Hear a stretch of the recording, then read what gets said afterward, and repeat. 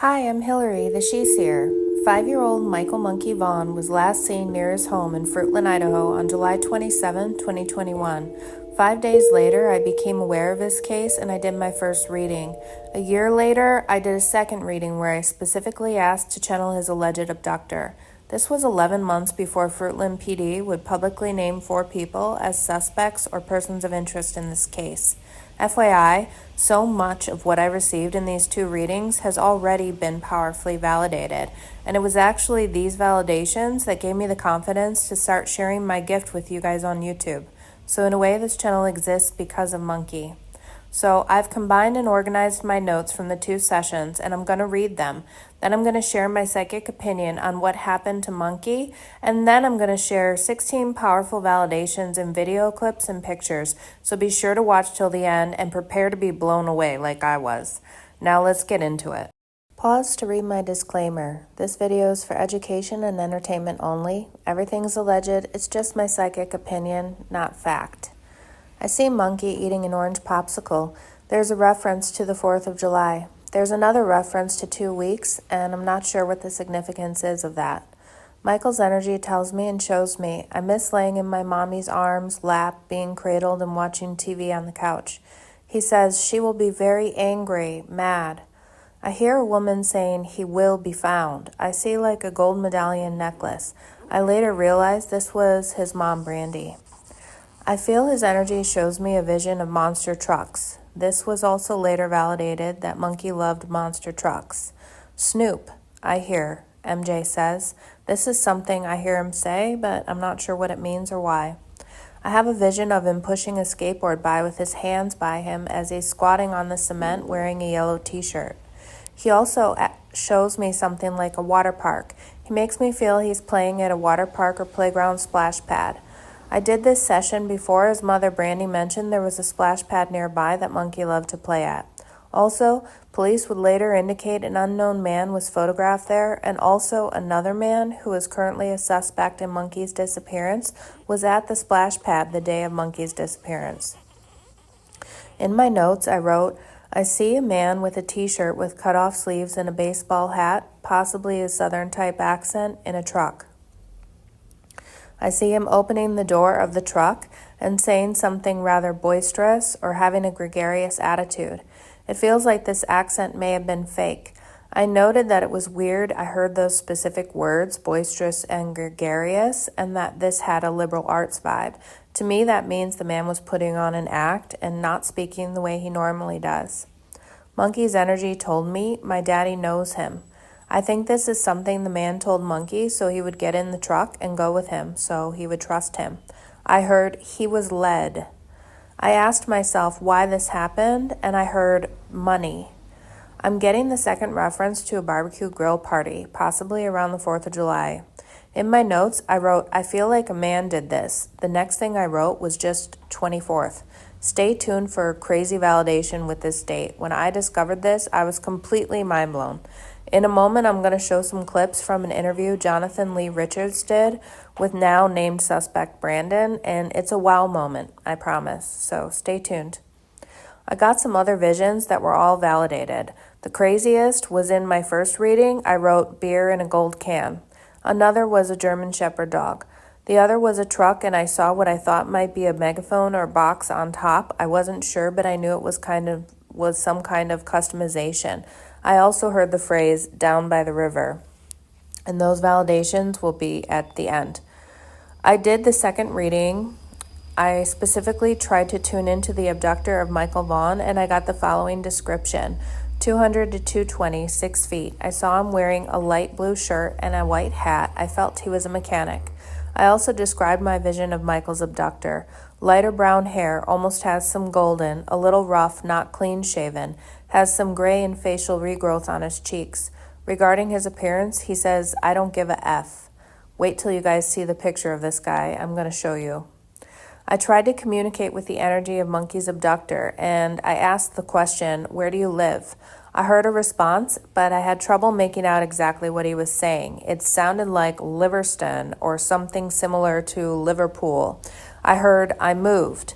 I tried to discern again, and I got Liberty. Well, I found out later 2 of the male suspects in the disappearance of Monkey, named Stacy and Brandon, met in a town named Livingston and later moved to Fruitland. Regarding the personality of the alleged abductor, I received that you will notice this guy in a bar. He likes attention. He thinks he's smarter than everyone. He's streetwise, intelligent, and calculating, vengeful. He's known for what he drinks in a local bar. They know him there. Maybe he made it up, I thought. I had also asked the abductor's energy what he liked, and I heard beer, whiskey, what don't I like. I also had the feeling he used substances in the past like meth, possibly steroids, and cocaine. I got that he refuses to wear condoms. He picks up women any age, old, young, pretty, ugly. His energy said it doesn't matter as long as he's drunk, and he's always drunk. He has a lot of sayings. This was actually validated in a weird way, you'll see shortly.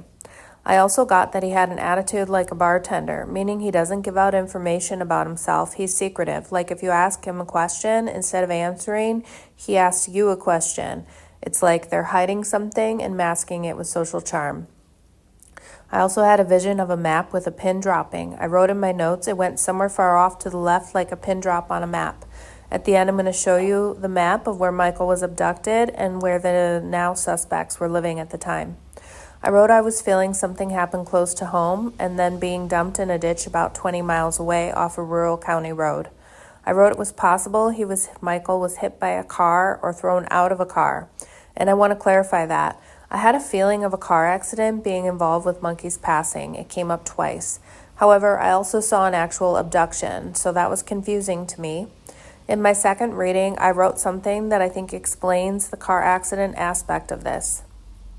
I wrote, I feel something like a car accident related to this encounter, but that doesn't feel true. I think it's the abductor's story about what happened, as if he has it all planned out in case he gets questioned or found out.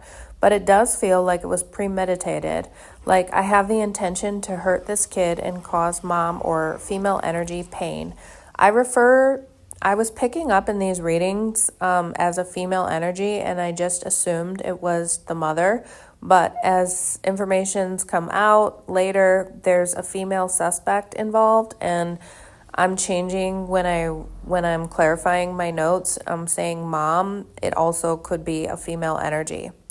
So he said, but it does feel like premeditated, like I have the intention to hurt this kid and cause female energy pain, but I don't have a day or time set. It's not planned out like a mission. It's an idea and then an opportunity, and this guy is very cunning and can come up with a mastermind type scenario in a moment, like a salesman or a con artist. In my first session, I wrote, I see some other man involved with mother, or now we say female energy.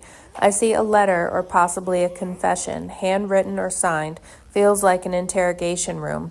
Especially since these notes were written together, I think the other man involved with the female energy was a love triangle that was going on between the 3 suspects, husband and wife Stacy and Sarah, and the other suspect Brandon. I explain that validation more in a moment when I get to the validation portion of the video. The Fruitland police announced that they no longer believe Monkey is alive, and I also feel he has passed away. Regarding Monkey's passing, I received it came out of nowhere and it happened quickly. I had specifically felt that the motive behind his abduction was money. With information that's come out from the suspects' mouths and my notes and my intuition, I've formed my psychic opinion about what happened. I think that the suspects who've been named by Fruitland police had the intention to kidnap and sell a child for money. I think that the 4th person named in this case with an A name was the person who had said that they had the connection to a buyer. My psychic opinion is the 4th person did not produce the connection, and at that point, Monkey was, I guess you would say, disposed of.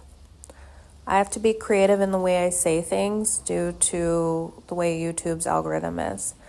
I think this was a spontaneous decision of one of the people involved, and the others went along with the cover-up. This is really sad because they could have just left him on the side of the road, but this person made the decision to end his life. It's possible they let him out of the truck and instead of pulling off, hit him in the back of the head and then threw him out of the vehicle. I wrote in my notes, I see monkey with marks on the bridge of his nose and forehead. It's the type of injury you'd get from a bike accident when you get skinned knees and elbows. I also wrote that it was feeling like he was hit by a car or hit by something from behind. I wrote broken neck, broken bones, maybe broken back. Regarding the moment of his passing, I had a vision as monkey. I said, I am looking up at the sky, on the ground, on my back. I feel shock, physiological, systemic shock in my body, and then calm. I don't feel he knew something bad was happening and he didn't anticipate this. I feel whatever this was happened from behind him. I also wrote, I feel like he was dumped in a drainage ditch maybe 20 miles away, rural. I had also written that monkey's remains would be found in February. I also received what I refer to as a bleed, which is when I pick up information on a different case, which most often happens due to geography or if there are similarities in the case. I got the following messages in my notes and I was able to validate it. I include the article in the validation portion of this video. The message I got was 1982 trial, you won't believe it.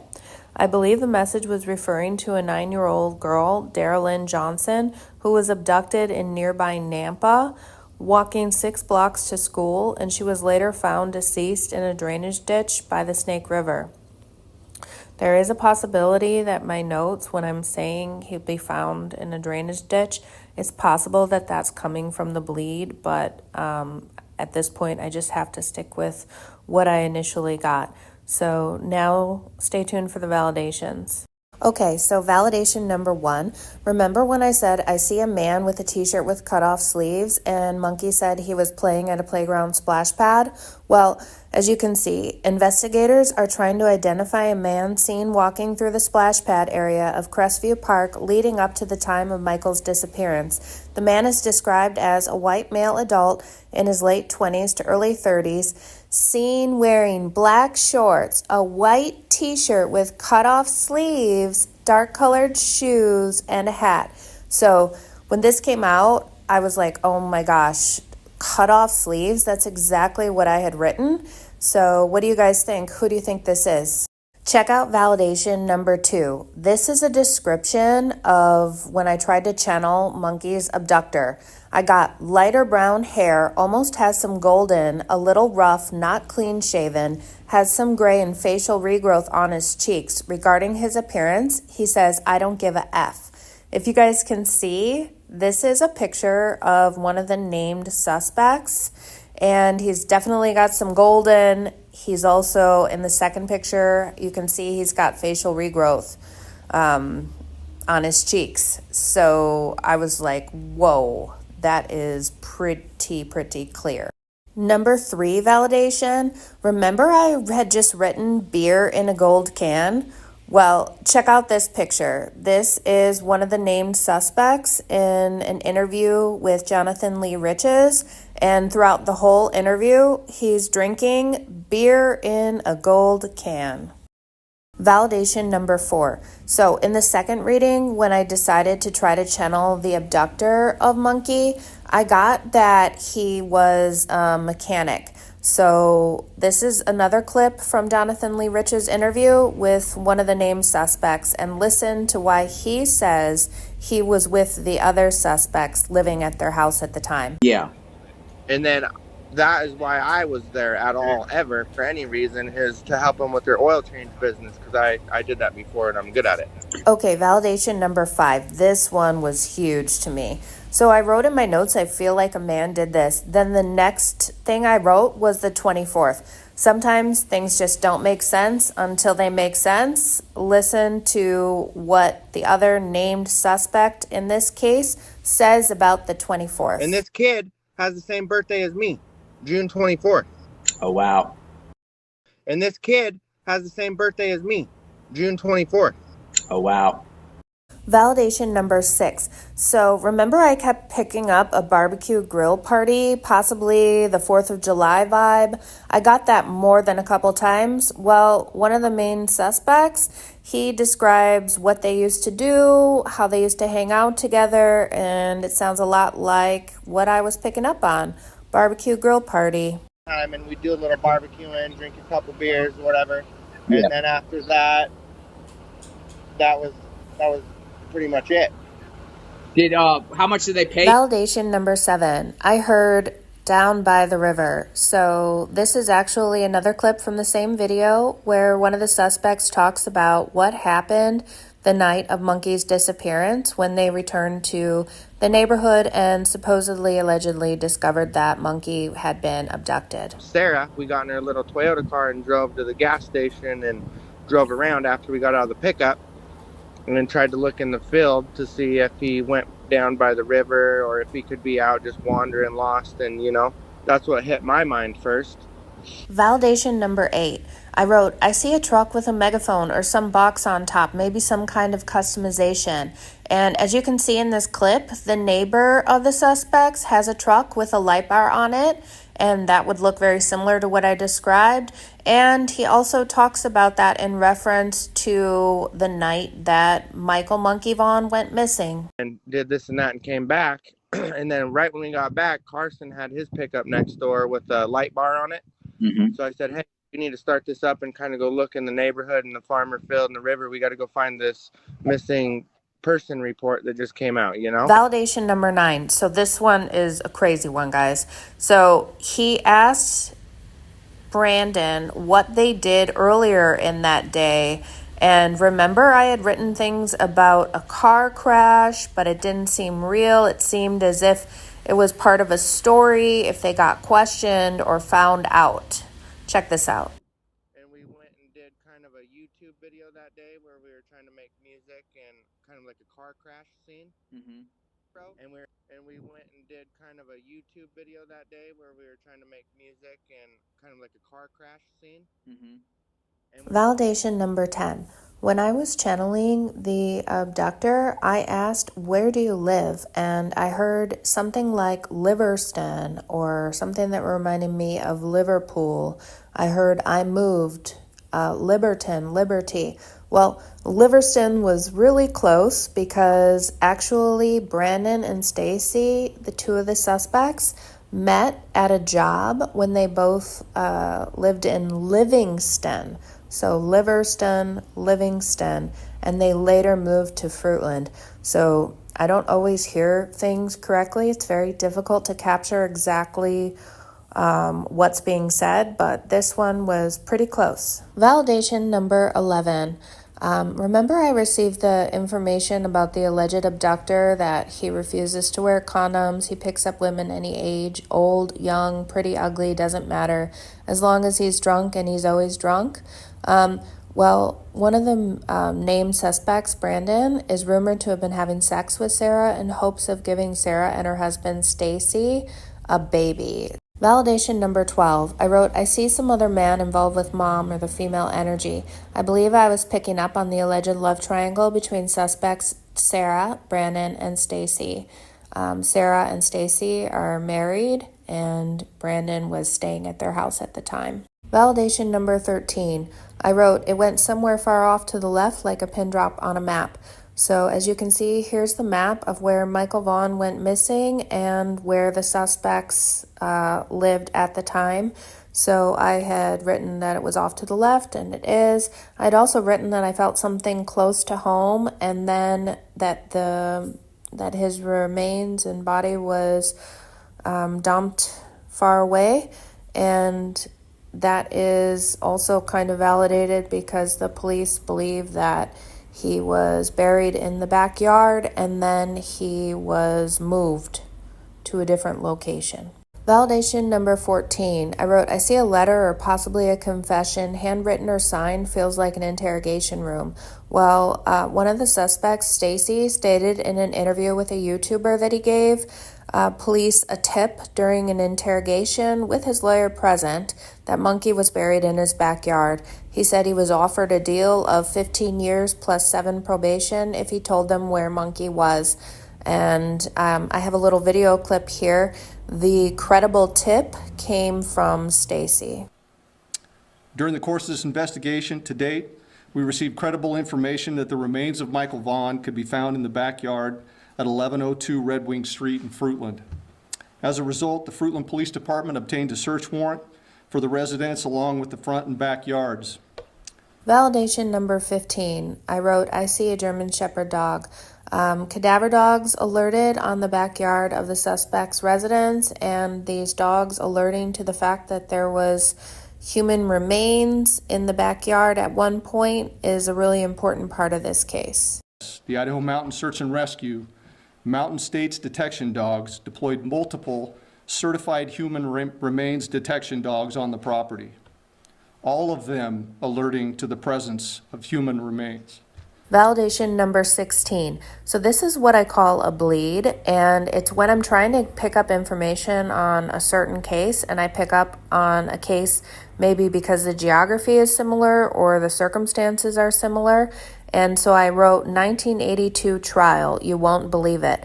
Well, it was really interesting. When I searched 1982 trial, I found out that there was a gentleman named Charles Fain. He was a 73-year-old Vietnam War vet.